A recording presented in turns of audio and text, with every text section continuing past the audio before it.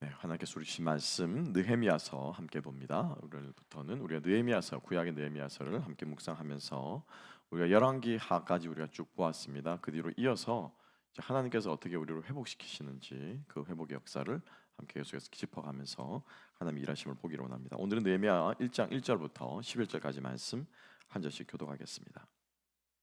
하가랴의 아들 느헤미야의 말이라. 아닥사스다 왕 제 20년 기슬르월에 내가 수산궁에 있는데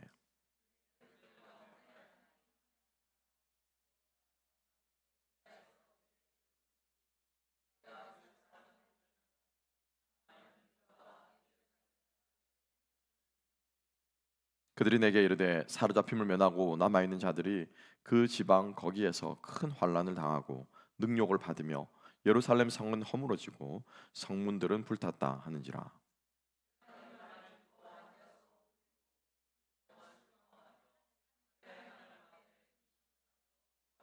이르되 하늘의 하나님 여호와 크고 두려우신 하나님이여 주를 사랑하고 주의 계명을 지키는 자에게 언약을 지키시며 긍휼을 베푸시는 주여 간구하나이다.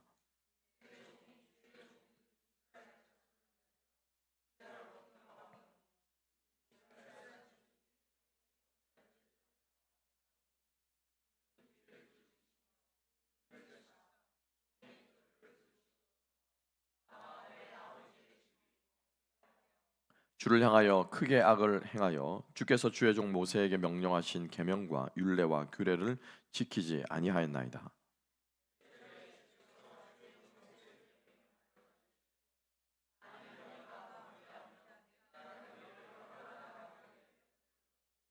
만일 내게로 돌아와 내 계명을 지켜 행하면 너희 쫓긴 자가 하늘 끝에 있을지라도 내가 거기에서부터 그들을 모아 내 이름을 두려고 택한 곳에 돌아오게 하리라 하신 말씀을 이제 청하건대 기억하옵소서.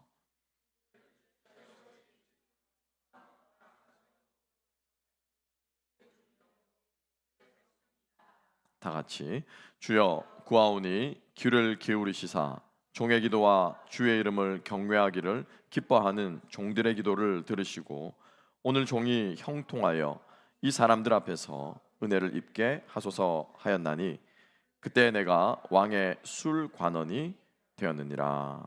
아멘. 아멘.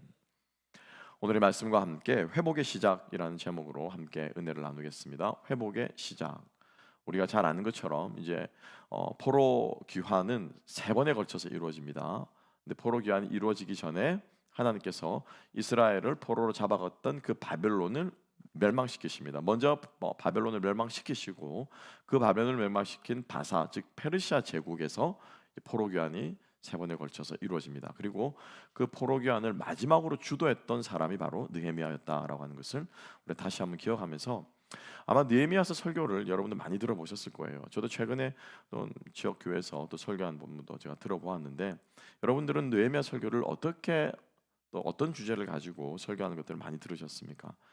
저는 크게 기억에 남는 것, 저도 사실은 이전에 교회 사회 가면서 한번 이제 시리즈로 설교를 했던 적이 있는데 거의가 아마 어떤 그 프로젝트를 뭐 교회에서 어떤 큰 어떤 뭐 성전 건축이나 뭐 이전이나 아니면 선교나 어떤 큰 프로젝트를 시작하려고 할 때 이 느헤미야서가 주로 등장을 했고요. 거의 많이 대부분 경우 성전 이전이나 성전 건축과 관련된 그런 상황에서 많이들 설교 본문 설교를 하시더라고요. 이제 그도 그럴 것이 이제 느헤미야가 주도했던 프로젝트가 바로 성벽을 재건하는 사건이었고 프로젝트였고 그리고 느헤미야는 정말 그가 수상공 그 나라의 거의 대통령 경호실장의 자리에 오를 정도까지 유능한 사람이었고 능력 있는 사람이었기 때문에 사실은 그 일도 아주 주도 면밀하게 잘 진행을 하는 것을 우리가 계속해서 보게 될 것입니다. 그래서 그런 여러 가지 점들이 그런 상황과 맞아떨어지기 때문에 그렇게 설교한 것들을 많이 들었을 거예요. 근데 저는 오늘 이 본문을 다시 한번 그런 어떤 우리가 목적이나 이러한 것들을 가지고 하는 것이 아니라 정말 하나님께서 이 느헤미야서를 통해서 우리에게 말씀하시고자 하는 것이 무엇인가? 그 하나님의 원 뜻에 우리가 좀 더 귀를 기울인다면은 우리가 좀 더 하나님의 뜻을 때 가깝게 다가가고 또 하나님 이 역사를 통해서 말씀하시는 이 하나님이 내 삶 속에서도 역사하시고 말씀하지 않을까라는 생각으로 함께 이 말씀을 다시 한번 회복과 회개를 통해서 회개와 회복을 통해서 당신의 계획을 성취해 가시는 하나님의 일하심 다시 한 말씀드릴게요. 회개와 회복을 통해서 당신의 계획을, 하나님께서 이스라엘 백성이라는 계획이 있죠, 그죠? 그 계획을 성취해 가시는 하나님이 어떻게 일하시는가, 이 관점으로 이 느헤미야서를 함께 한번 읽어 보았으면 좋겠습니다. 우리 인생은 끊임없이 회복이 필요하고요, 다시 일어서는 것이 필요하고, 새로운 다짐으로 나아가는 것이 우리 인생이 우리가 끊임없이 견지해야 될 태도라고 생각합니다. 작심삼일이라는 말이 있습니다. 요즘은 올 초에 아마 계획들을 세우실 거죠. 올해는 내 인생은 이렇게 가야지. 근데 그게 며칠 간다고요? 예. 그러면 이 계획을 끝까지 성취하려면 어떻게 해야 됩니까? 3일마다 한 번씩 계속 새롭게 다짐하면 되는 거예요. 작심삼일이라고 낙담하지 마시고 4일째 되는 날 또 결심하시면 돼요. 7일째 되는 날 또 결심하시면 돼요. 그래서 사실 우리들에게 필요한 것은 끊임없이 하나님 앞에 새롭게 되고자 하는 이 갈망함과 이 은혜가 우리 가운데 필요한 줄로 믿습니다. 여러분, 이 새로움이 없으면 사실은 우리 삶에도 굉장한 위기가 찾아옵니다. 어떤 위기입니까? 권태기죠. 권태만큼 무서운 게 없어요. 권태기에 빠지게 되면은 내가 누리고 있는 소중한 것을 소중한 것으로 여기지 못합니다. 내가 보던 것들이 얼마나 귀한 것을 보지 못하고, 내가 가지고 있는 것이 아름다움을 보지를 못해요. 하나님께서 모든 사람에게 미적 감각이라는 걸 주셨어요. 뭐 미술 작품을 감상하고 그런 거 말고 감탄할 줄 아는 거, 이것이 미적 감각이거든요. 야, 참 맛있다. 그죠? 야, 참 예쁘다. 야, 참 즐겁다. 이 감탄할 줄 아는 이 마음이 미적 감각이거든요. 이 권태기에 빠지게 되면 이 마음이 사라진대요. 그러니까 우리가 주님 앞에 늘 회복하고 새롭게 되어지는 마음이 우리 인생에 있어서, 삶에 있어서 아주 중요한 진리인 줄로 믿습니다. 하나님은 오늘도 새롭게 일하시는 분입니다. 아멘. 주의 성실이 날마다 새롭다라고 예레미야는 고백하고 있습니다. 그 새로운 하나님을 섬기고 경배하고 예배한다면 하나님께서는 오늘도 우리에게 새로운 하루를 주셨어요. 여러분, 오늘 하루를 어떻게 보내셨습니까? 그냥 똑같은 하루, 해 뜨고 해주고 때 되면 밥 먹고, 애들은 학교 갔다 오고, 직장에 출근하고 퇴근하고, 혹시 똑같이 쳇바퀴 도는 그러한 단조로운 생각으로 내 할 일만 꾸역꾸역 하는 그러한 오늘 하루를 보냈다면, 오늘 다시 한번 느헤미야의 말씀을 통해서 하나님 저에게 회복과 새로운 마음을 저에게 회복시켜 주십시오 라고 하는 갈망과 소망함들이 저와 여러분들의 삶 가운데 생기게 되시기를 다시 한번 주님의 이름으로 축복합니다. 하나님께서는 이 느헤미야를 통해서 사실은 이스라엘 백성들이 바벨론이 망하고 페르시아, 즉 바사라고 말하는 바사 왕 고레스 왕의 원년에, 그러니까 페르시아가 바벨론을 멸망시킨 그리고 나서 고레스라고 하는 사이러스라고 하는 그 왕이 세워졌던 첫 해에 왕이 뜬금없이 선포하는 것이 뭐냐면은 포로귀환을 명령합니다. 그래서 그 고레스 왕이 포로귀환을 명령하면서 무엇까지 하냐면은 성전도 지어라라고 허락을 해줍니다. 그래서 짓게 된 성전이 뭡니까? 스룹바벨 성전이에요. 두 번째 성전인 솔로몬 성전 다음에 짓는 스룹바벨 성전입니다. 자, 그런데 이 성전이 잘 지어집니까? 지어지지 않습니다. 중간에 중단이 돼요. 많은 방해들이 있었고, 뭐 재정적인 난이 있었을 것이고, 백성들의 마음도 무너졌을 것이고, 얼마나 힘들겠습니까? 솔로몬 때와는 완전히 다른 바닥에서부터 성전을 지어야 하니 그 성전이 중단이 됩니다. 그 중단되는 그 성전을 다시 재건해야 된다라고 외쳤던 선지자 두 명이 바로 우리가 잘 아는 학개와 스가랴라고 하는 이 선지자들이 하나님께서 세우셔서 그 성전을 다시 세워라라고 말씀하십니다. 그러니까 지금 좋게 출발했다가 고레스 왕이 돌아가라라고 했을 때 얼마나 마음이 들떴겠습니까? 그죠? 이제 돌아가는구나 생각했는데, 여러분, 돌아가니 쉽습니까? 여러분 아마 미국 오실 때, 그죠? 미국 가면은 아마 나름대로 꿈대로 꾸셨을 거예요. 그런데 여러분 어떻습니까? 꿈꾸는 것하고 실제 삶은요 많이 달라요. 많이 달라요. 그죠? 예. 많이 달라요. 저는 제 미국 이민 생활이 15년, 20년 동안 이럴 줄은 저는 상상을 못했습니다. 여기 있을 줄도 몰랐고 다르다는 거예요. 실제로 그렇게 중단되고 보니 이스라엘 백성들의 마음이 낙담할 때 하나님께서 학개와 스가랴를 통해서 다시 한번 부추기십니다. 자, 그러면 힘을 얻어 일어나겠죠? 그런데 일어나서 다시 지으려고 하는데 세 번째 왕이 크세르섹스라고 하는 아하수에로죠, 그죠? 크세르섹스라고 하는 이 왕 때 어떤 일이 일어나냐면 우리가 잘 아는 그 유명한 에스더 사건이 일어납니다. 모르드게와 에스더를 통해서 이스라엘 유대 민족을 말살시키려는 정책이 바로 이 페르시아 제국에서 일어나게 됩니다. 그러니까는 한번 일어서려고 하니까 어떻게 또 주저앉는 거예요, 또 주저앉는 거예요. 그 세 번째 왕이 일어나고, 그리고 마지막이 아니라 네 번째 왕이 바로 오늘 우리가 보는 아닥사스다 왕이에요. 그래서 이미 두 번이나 주저앉았고 백성들의 마음이 많이 낙망하고 낙담해 있는 이 상황에서 느헤미야는 이들을 끌고 마지막 마침표를 찍어야 되는 이 사명을 하나님께서 느헤미야에게 주셨다라고 하는 거예요. 쉽지 않습니다, 그렇죠? 우리는 느헤미야를 생각하면 굉장히 하나님께서 많은 것을 주시고, 이제 우리 1장 뒷부분에 보겠지만은 느헤미야가 그에게 주신 지혜와 모략과 주변에게 서포트하는 것들 가지고 굉장히 의기양양하게 이 프로젝트를 런칭한 걸로 생각하는데, 물론 그렇게 시작했지만 그의 환경과 상황은 전혀 그렇지 않다는 거예요. 두 번이나 주저앉았습니다. 아직까지 포로 귀환은 완전히 마침표를 찍지 못했고요. 그리고 지금 우리가 함께 보겠지만은 예루살렘에서 들려오는 소식은 어떤 소식이 들려옵니까? 백성들이 핍박받고 유리방황하고 지금 거의 막 짐승과 같은 그러한 삶을 지금 살고 있다는 그 소식을 어디 몇 절입니까? 함께 볼까요? 자, 2절 말씀, 3절 말씀 함께 한번 읽어보겠습니다. 3절을 다 같이 읽어보겠습니다. 그들이 내게 이르되 사로잡힘을 면하고 남아있는 자들이 그 지방 거기에서 큰 환난을 당하고 능욕을 받으며 예루살렘 성은 허물어지고 성문들은 불탔다 하는지라. 그죠? 이 소식을 듣게 됩니다. 하나님께서 느헤미야를 통해서 마지막 3차 포로 귀환을 이끌면서 회복시키시는 그 첫 걸음이 뭐냐면은 바로 느헤미야는 상황에 눈을 뜬 거예요. 상황에 눈을 뜬 거예요. 우리의 회복이 어떻게 이루어지냐? 여러분, 눈이 열려야 됩니다. 그죠? 늘 보던 그 권태기에서 새로워지려면은 내 눈이 열려줘야 돼요. 당연한 것으로 보는 것이 당연하지 않다라는 것이 눈이 뜨여지는 것입니다. 오늘 제가 성경 공부하면서 나눴지만은 저는 요즘 제 삶을 다시 한번 계속 돌아보는 것들이 저에게 많이 일어나는 일들인 것 같습니다. 기도만 하면 엎드리면 하나님께서 돌아보게 하시고, 내 주변의 사람들, 나의 가족들, 또 내 주변에 가까이 있는 분들을 계속 돌아보게 하시는, 그러면서 누구를 보냐? 저를 보는 눈이 계속해서 새롭게 보게 되는 거예요. 이제 50대도 60대는 건강해서 뭐 건강이 이제 허리도 아프기 시작하고, 이제 갱년기도 오기 시작하고, 막 근육의 힘도 이제 흐물흐물해지고, 이런 게 아니고 우리는 주로 거의 만나면 대화의 주제가 그거더라고요. 보니까 그 뭐가 몸에 좋은지, 그죠? 뭐 주제들이 나이별로 있지 않습니까? 우리가 하나님 안에서 눈 뜨이는 역사가 있게 되기를 주님의 이름으로 축복합니다. 하나님께서 바울을 만나 주셨을 때 그의 눈을 열어주신 거예요. 그죠? 우리는 잘 기억하고 있습니다. 다메섹 도상에서 그가 강렬한 빛이 비추었을 때 그는 거의 실명 단계에 이르렀어요. 그래서 그거를 부축해서 다메섹이라고 하는 곳으로 가서 다소 거리로 가서 아나니아라고 하는 사람을 찾아갑니다. 그죠? 근데 바울은 그때 비추를 말미암아 계속 눈을 못 봐요.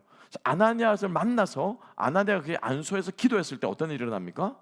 성경은 분명히 기록하고 있어요. 뭐라고요? 그 눈에 비늘 같은 것이 벗겨지더라. 상징적인 병이었고 상징적인 증상이었지만 저는 그것이 큰 의미를 가지고 있다고 생각합니다. 바울은 그날 자기 인생의 눈에 비늘을 벗은 거예요.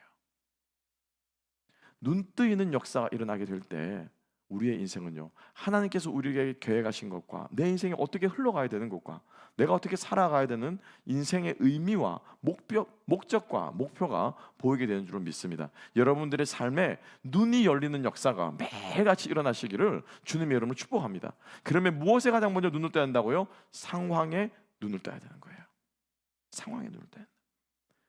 지금 여러분들이 우리가 느헤미야가 어떤 직책이 있는가 우리가 알고 우리가 1장에서 보았습니다. 느헤미야의 직책은 무엇이었습니까? 술관원이었습니다.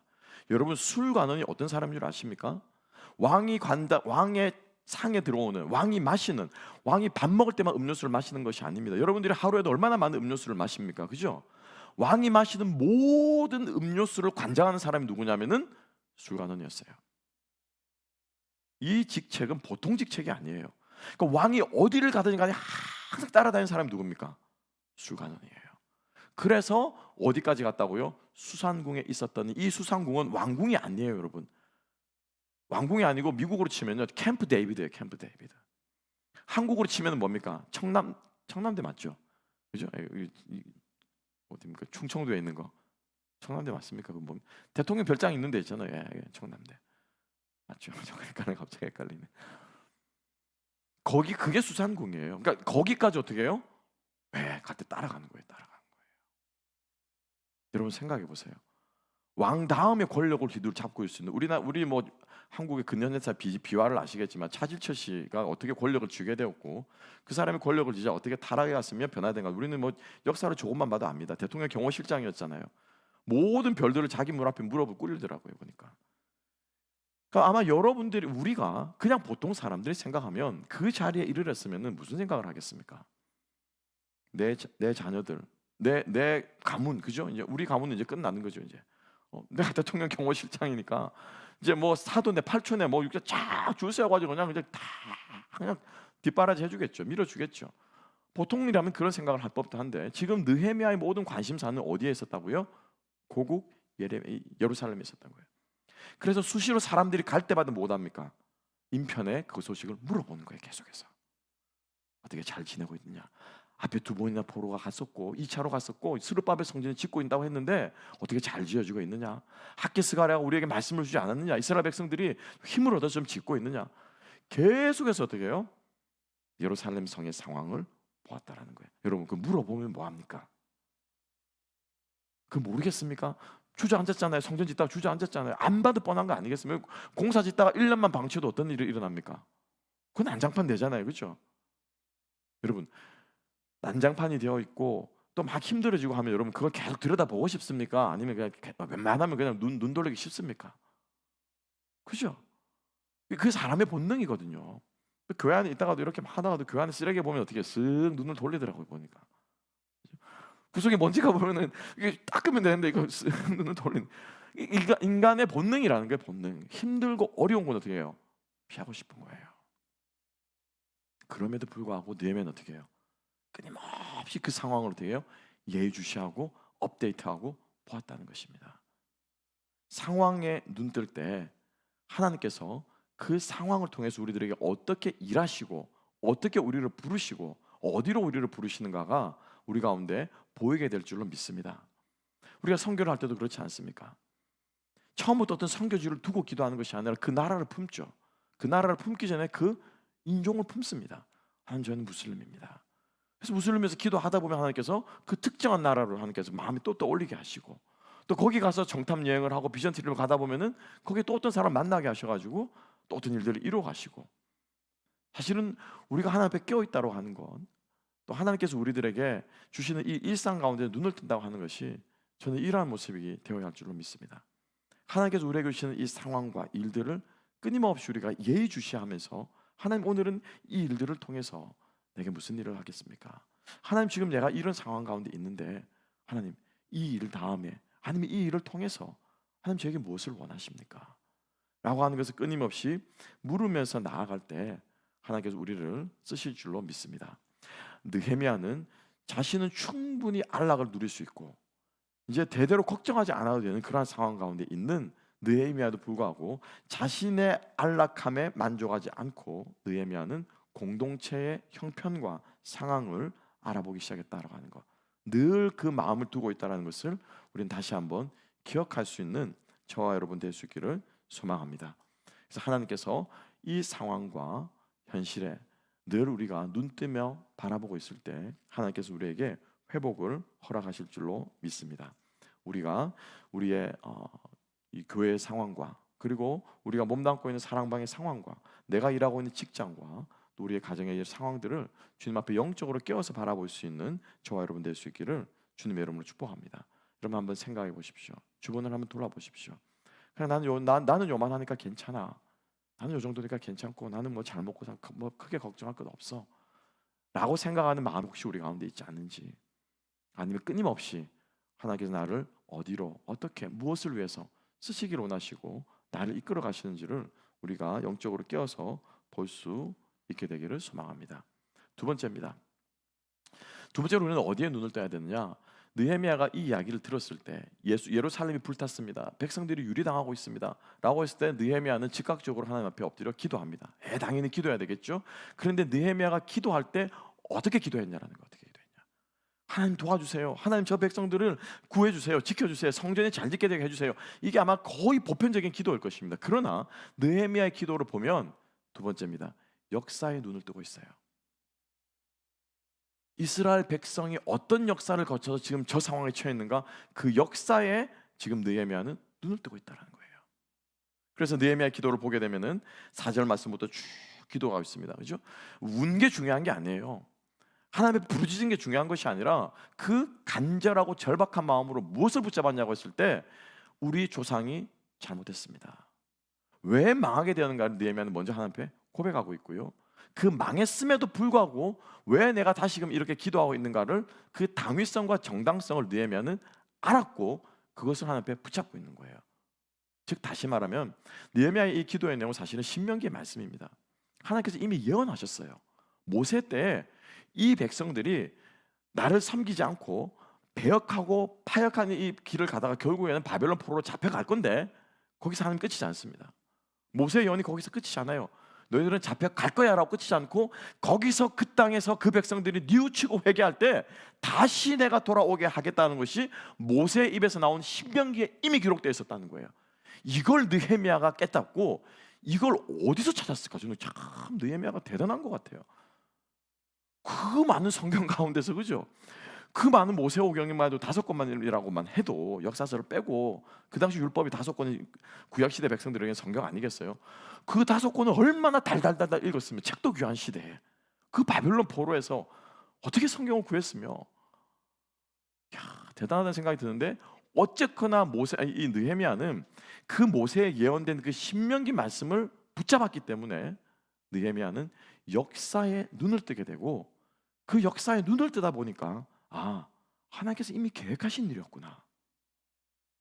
하나님께서 기도하면 우리가 돌아갈 수 있다고 이미 약속한 것이었구나 라고 하는 것이 느헤미야로 하여금 하나님 앞에 기도하게 하였던 동기가 되었다라고 하는 것입니다. 여러분, 우리가 어떻게 주님 앞에서 우리의 10대를 보내고 20대를 보내고 30대를 보내며 또 우리 시대에서만 끝나는 것이 아니라 우리 자녀는 어떤 믿음의 걸음을 걸어가게 될 것이며, 우리가 생각하는 지금 이 하나를 교회, 지금 이 하나를 교회뿐만 아니고 이 교회 다음 세대가 어떻게 이 교회를 세워갈 것인가. 이 미국이라고 하는 이 나라가 오늘 이 세대에서만 끝날 것이 아니고 어떻게 이 다음 세대가 어떻게 이 나라를 하나님께 쓰시는 나라로 세워갈 것인가. 우리가 주님 앞에 조금만 깨어서 관심을 가지고 본다면은 아마 우리의 기도나 우리의 인생을 바라보는 눈이나 우리의 자녀들을 바라보는 눈들이 많이 달라지리라 믿습니다. 오늘 말씀을 준비하다 우연찮게 제가 최근에 여러분들이 있었던 일 잘 알고 아시겠지만은 어떤 사건이 있었냐면은 그저 페이스북의 대표 창립자와 틱톡에 있는 대표 창립자가 상원에서 청문회를 했었던 적이 있었고요. 그리고 또 하나는 이 연쇄 살인범이었, 연쇄 강간범이었습니다. 남자인 키 6피트 2인치인가 하여튼 어마어마한 키에 연쇄 강간범이 법정에서 자기가 여자라고, 자기는 성 전체에서 자기는 여자기 때문에 여성 감방에 수감해달라고 하는 그 요구를 듣고 여성 감방에 수감을 허락했던 사건이 있습니다. 상원 청문회에서 청문을 당한 거예요. 그다음 마지막 세 번째로 또 하나 제가 계속해서 이제 유튜브 보니까 이게 알고리즘이 계속 하잖아요. 마지막 세 번째는 뭐였냐면은 여성 수영 선수가 샌프란시스코에 있었는데 수영 선수가 자기 그 라커룸에서 옷을 갈아입는데 뜬금없이 어떤 남자 선수가 훅 들어온 거예요. 그래서 이제 이걸 자기가 이제 감당을 못 해가지고 뭐 고발을 했나 이래가지고 이런 사건이 있었고, 자기가 거기서 이제 폭로하는 그런 연설인가 했는데 거기에서 이제 반대하는 그 LGBTQ 사람들이 와가지고 자기를 감금하고 구금하고 3시간 동안 린치를 가하고 막 이랬던, 협박받았던 사건이 재판에 붙여진 그러한 사건에서 결국 패소를 했습니다, 여자가. 제가 알기로는. 그래서 그것에 대해서 이제 청문회를 하는 사건들이 연달아 제가 지금 보게 되었는데, 저는 말로 대충 헤드라인만 봐서 알고는 있었어요. 근데 실제로 이 텍사스 출신의 상원 의원 아시죠? 테드 크루즈 상원 의원이 실제로 그 청문회를 주도하는 것들을 들으면서 제 마음속에 든 생각은 뭐냐면요, 경각심이었어요. 경각심. 그러니까 다 아는 이야기였고, 그리고 다 그렇게 되면 안 되겠다라고 하는 거였지만은 실제로 그 현장을 중계하는 사건을 보면서 그 이야기들을 들으면서 제 마음속에 든 생각은 정말 이러다가 무슨 일이 나겠구나. 라고 하는 생각이 제 마음속에 경각심이 들더라고요. 뭐 작은 예입니다만은 우리가 뭐 동성애뿐만이 아닙니다. 우리가 뭐 많은 보수주의 진영에 있는 분들이 동성애라 이거를 하나의 이슈화해서 다른 여러 가지를 묶으려고 하는데 저는 그렇게는 생각하지 않아요. 동성애는 분명히 우리들이 경계해야 될 이슈이지만은 우리가 좀 더 큰 안목에서 본다면은 정말 이 나라가 어떻게 해서 하나님께서 쓰시는 나라로 되었으며 어떻게 건국 이념으로 세워졌고 어떻게 인종차별에 수많은 백성들이 그죠? 수많은 사람들이 모여 삶에도 불구하고 지금까지 이 나라가 이렇게 건재해 올 수 있었던 이유와 원인이 무엇인가? 이런 것들을 조금만 생각한다면은 우리가 다시 한번 이 나라의 미래를 뿐만 아니라 저는 우리 개인의 삶도 마찬가지라고 생각합니다. 우리가 주님 앞에서 어떻게 신앙생활을 해왔는가? 여러분 어떻게 우리가 하나님을 만났습니까? 그리고 어떻게 주님 앞에서 우리의 인생 가운데 힘들고 어려울 때마다 하나님께서 어떻게 우리를 이끌어 주셨습니까? 우리의 자녀들은 또 여러분 어떻습니까? 그래서 우리가 하나님 앞에서 이런 역사를 볼 수 있는 뭐 역사라고 해서 거창한 것이 아니고요. 되돌아올 수 있는 과거만 돌아볼 수만 있어도 그리고 하나님께서 어떻게 앞으로 이끌어 가실 것까 조금만 우리가 생각을 넓고 보아도 우리가 정말로 오늘 하루 나의 이기적인 신앙생활 그죠? 네 이거 필요합니다. 네 이거 주십시오. 우리 자녀 이거 되게 해주십시오. 라고 하는 기도에서 우리가 많은 것들을 벗어버릴 수 있지 않을까라는 생각을 해보게 됩니다. 하나님께서 여러분 우리를 하여금 역사에 눈을 뜨시게 하는 은혜가 저와 여러분 삶 가운데 있게 되기를 주님의 이름으로 축복합니다. 하나님께서 행하셨던 일들 하나님께서 행하실 일들 그래서 우리가 기대하고 돌아볼 때 하나님께서 우리에게 다시 한번 회복과 부흥과 주님 앞에 새로운 마음을 부어 주실 줄로 믿습니다. 그래서 느헤미야는 하나님 앞에 기도하면서 자기의 이 백성의 자기 조상들의 과거를 느헤미야는 사실은 끌어안는 거예요. 끌어안는 거예요. 그들의 아픔까지도 다 뭐예요? 자기 것으로 끌어안고 잘못했습니다. 지가 잘못한 거 아니잖아요. 그죠? 자기가 잘못한 거 아니잖아요. 느헤미야말로 주님 뜻대로 살기로 작정하며 거룩하게 살아가고 있는 사람인데 분리시킬 수도 있었지만은 느헤미야는 그들의 조상들의 모든 것들을 떠안았습니다. 근데 여러분 잘 보세요. 그들의 조상의 모든 것들을 떠안으니까 하나님께서 그들에게 약속하신 그 약속도 누구의 것이 됩니까? 내 것이 되는 거예요. 그죠? 내 것이 되는 거예요. 근데 우리는 뭐만 떠안으려고 합니까? 좋은 것만 싹 빼가지고 요거는 내 거, 하나님 나에게 주신 약속. 요거는 안 좋으니까 난 좀 그죠? 이게 아니에요. 우리가 우리의 삶 가운데 다 아픔들이 있고요. 또 어려움들이 있고 아마 다 있을 겁니다. 하나님께서 해주신 또 아름다운 감사의 제목들도 있을 것입니다. 그래서 우리가 이 모든 것들을 우리가 늘 새로운 눈으로 볼 수 있는 눈뜨임이 있게 되기를 주님 여러분 축복합니다. 그러면 그 가운데서요 하나님이 약속하신 것들이 보일 거고 생각날 거고 하나님께서 어떻게 행하실 건가 우리 마음속에 확신이 들게 될 줄을 믿습니다. 여러분들의 인생 가운데 어려울 때 도우신 그 주님 내가 힘들 때 함께 하신 그 주님께서 지금 이 상황 가운데서도 나와 함께 하실 줄로 믿습니다 라고 하는 것이 우리의 고백이 되었으면 좋겠습니다. 마지막 세 번째입니다.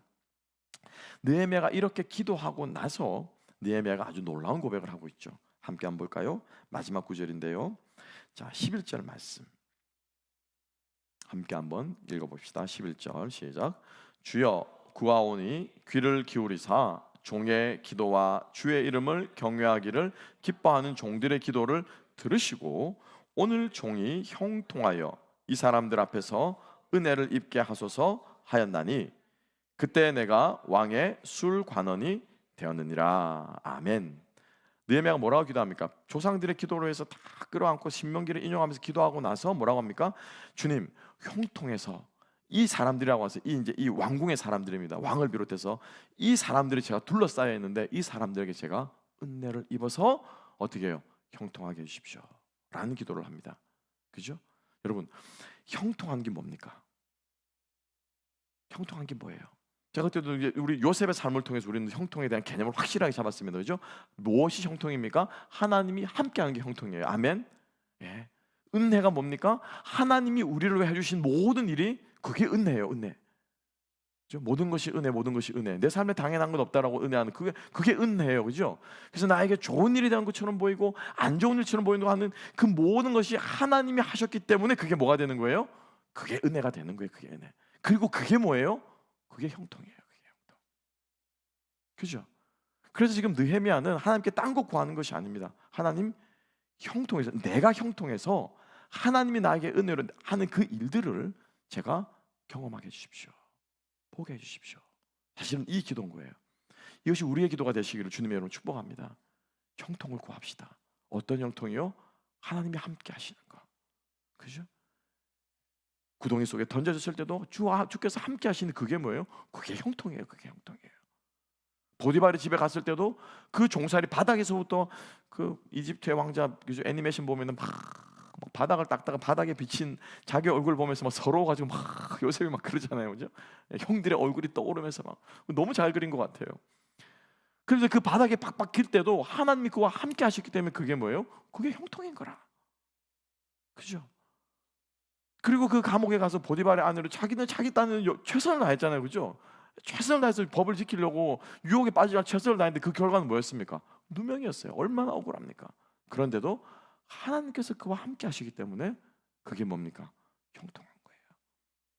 형통한 거예요. 그러니까 우리가 이러한 기도를 주 앞에 드릴 수 있는 저와 여러분 될 수 있기를 축복합니다. 네. 상황에 눈 뜨게 되고요, 그 다음에 역사에 눈을 뜨게 되는 사람은 마지막으로 뭐가 눈에 뜨냐면요, 나에 대해서 눈이 뜨여지는 거예요. 나에 대해서 눈이 뜨여지는 거예요. 왠 줄 아십니까? 우리가 지금 이 본문을 잘못 보면은, 한글로 해석한 본문만 그대로 보면은 형통하게 하옵소서, 은혜를 있게 하옵소서라고 했더니 그때 내가 뭐였더라? 술관원이 되었더라. 이게 우리가 기도 응답으로 생각할 수 있어요. 그죠? 우리가 다시 한번 정확하게 생각해요. 느헤미야가 기도했더니 하나님께서 이제 느헤미야를 쓰시려고 그 기도에 응답하셔서 술관원을 세우신 것입니까? 아니면은 술관원이었을 때부터 느헤미야가 그 기도를 한 것입니까? 1번이에요, 2번이에요? 2번이 정답이에요. 2번이. 그죠? 예. 과거 완료형, 과거형. 이미 나는 술관원이었어요. 술관원이었어요. 그런데 기도하고 보니까 뭐예요? 와, 내가 술관원이었잖아. 왕다움으로 나에게 어마어마한 권력이 있네. 이걸 어떻게 해요? 새롭게 본 거예요. 새롭게. 내가 왜 술관원이 되었는가가 느헤미야가 어떻게 해요? 깨달아진 거예요. 하나님이 이 술관원의 자리에 올리셔서 나를 무엇하게 쓰시려고 하는가가 어떻게 느헤미야가 깨달아진 거예요. 깨달아진 거예요. 왜 내가 지금 이 자리에 있는가? 왜 내가 좀 구덩이에 빠졌던가? 내가 왜 보디발의 집에 가게 되었고, 왜 그 일로 인해서 내가 정치인만을 감금시키는 그 감옥에 가게 되었으며, 왜 그 감옥에서 꿈을 꾸게 되어서 내가 왜 애굽의 총리가 되게 되었던가? 이 모든 것들이 어떻게 해요? 깨달아지는 거예요. 나에 대해서 어떻게 해요? 눈이 열리는 거예요. 나에 대해서. 이 눈뜨임이 있게 되기를 주님의 이름으로 축복합니다. 이게 눈이 열리는 사람은요, 그 인생은 절대로 실패한 인생 아니에요. 그 인생은 절대로 사람들이 보기에 경상도 표현으로 비리비리한 인생이 아니에요. 그 인생이야말로 성공한 인생이고, 그 인생이야말로 하나님이 쓰시는 인생이고, 그 인생이야말로 주님 손에 들려있는 정결한 질그릇과 같은 인생인 줄로 믿으시기 바랍니다. 누가 여러분 사람들이 가진 것을 가지고, 이룬 것을 가지고, 성취한 것들을 가지고 사람들을 평가합니까? 그것이야말로 세상의 기준이에요. 여러분, 그렇지 않습니까? 여러분, 하나님이 망하게 해서 쓰겠다고 하시는데, 그러면 그 사람은 망하는 게 맞는 거예요. 망하는 게 맞는 거예요. 망함으로도 주님 앞에 쓰임 받는 거예요. 쓰임 받는 거예요. 근데 문제는 뭐냐면은 망한 자기를 하나님의 눈으로 보아야 되는 거예요. 그죠? 교통사고에 벌써 온몸에 전신화상을 입은 그 자신의 모습을 하나님의 눈으로 보게 될 때, 이전 자매들 하나님의 복음을 증거하는 하나님의 도구가 된 거예요. 인간의 눈으로 보면은 어떻게 그 인생이 어떻게 여러분 성공한 인생이고, 어떻게 그 인생이 복받은 인생입니까? 외모로 보나 가진 걸로 보나 시집도 못 가고 결혼도 못 하고 아무것도 누리지 못하는 그런 평생 인생, 불구로 살아가는 인생이 어떻게 주님 앞에 축복받는 인생입니까? 그런데 하나님 안에서 나를 보고 나니, 내 인생에 어떤 인생이었는가를 눈을 뜨고 나니, 하나님께서 자기에게 하시는 회복과 하나님께서 우리에게 하시는 부흥의 역사를 그 자매는 경험했던 것입니다. 우리가 눈을 뜰 때 바로 이런 과정들을 통해서 하나님은 느헤미야의 눈을 완전히 열어주십니다. 그리고 나서 이제 12절부터 가면 본격적으로 하나님께서 일하기 시작하는 것을 우리가 보게 됩니다. 오늘 말씀을 정리하면서 정말 우리가 이렇게 날마다 눈이 열리는 역사가 우리의 삶 가운데 일어났으면 좋겠습니다. 때로는 내가 처해 있는 상황 가운데 눈이 열리고, 때로는 내가 걸어왔던 인생의 길들, 또 내가 몸담고 있는 여러 공동체들과 역사들이 있을 것입니다. 그런 거에 대한 눈 뜨이는 일들, 그리고 결국에는 내 인생, 나에 대해서 하나님께서 나를 바라보시는 그 눈으로 눈이 열리게 되는 은혜와 역사가 있게 되기를 주님의 이름으로 축복합니다. 자, 그런 우리들이 모여 있을 때 우리 교회는요, 하나님께서 쓰시는 귀한 믿음의 공동체, 은혜의 공동체, 복음의 공동체가 될 줄로 믿습니다. 여러분, 이 말씀을 여러분들 마음속에 새기시고 여러분들의 삶을 이 말씀을 통해 바라보시고 간구하고 간곡히 제가 부탁드립니다. 이 말씀대로 순종합시다. 여러분 듣고 기분 좋고 야 진짜 그러네, 감동하는 거로 끝나지 맙시다. 감동하는 거로 끝나지 맙시다. 정말 우리의 삶에 순종하여 변화를 경험하는 그런 공동체가 되었으면 좋겠습니다. 그렇게 될 때 하나님께서 기뻐하시고 하나님께서 우리를 통해서 회복의 역사를, 또 귀한 부흥의 선물을 우리 공동체 가운데 주실 줄로 믿습니다. 그래서 우리가 주님 앞에서 오늘도 우리가 성경 공부를 진행하고 있고, 또 앞으로도 우리가 복음학교를 진행합니다. 저는 이 복음학교를 새벽기도 때 우리 모두 오시는 분들에게 기도 부탁을 드렸습니다. 여러분 기도해 주시고 정말 복음의 역사가 일어나기를 소망합니다. 정말로 우리 교회에서 정말로 복음을 해서 주님을 만나게 되고, 주님으로 해서 우리의 삶이 새로워지게 되고, 정말로 예수 만난 인생이 얼마나 행복합니까? 행복합니까 여러분? 행복하시죠? 안 행복하시는 기쁘시죠? 얼마나 좋아요. 예수 믿고 주님 백성, 하나님 백성으로 살아가는 것은요, 뭐 우리가 흔히 생각하는 막 주님 믿으면 십자가를 져야 되고 헌신하고, 아니에요 여러분. 세상이 줄 수 없는 기쁨과 행복과 만족이 우리 안에 있는 줄로 믿습니다. 그걸 우리가 누려야 돼요. 그죠? 그리고 그 누리는 그 삶을 어떻게 해요? 함께 나누어야 돼요. 여러분, 이게 교회고, 이게 부흥이고, 이게 우리 주님께서 우리에게 명령하신 말씀이고 우리의 사명인 줄로 믿습니다. 그죠? 예. 우리 이것 위에 존재하는 우리의 인생들 될 수 있기를 다시 한번 주님의 이름으로 축복합니다. 기도하겠습니다. 하나님 아버지 감사합니다. 오늘 이 느헤미야의 삶을 통해서 다시 한번 주님 우리의 삶에 눈을 열어주시기를 소망하는 마음을 부어주셔서 감사합니다. 다시 한번 우리 마음속에 간절함과 또 열정들을 회복시켜 주시고, 우리 안에 있는 영적인 나태함과 권태들을 회복시켜 주시고, 다시 한번 우리가 주님께서 우리에게 주신 놀라운 계획과 우리를 쓰시고자 하는 하나님 아버지의 그 크신 마음을 이 시간 저희들에게 허락하여 주셔서 우리가 주님 안에서 그것을 붙잡고 우리가 처해 있는 상황과 역사와 우리에 대해서 눈뜰 수 있는 우리 모두가 되게 하여 주시옵소서. 감사하며 모든 말씀 예수님 이름으로 기도합나이다. 아멘.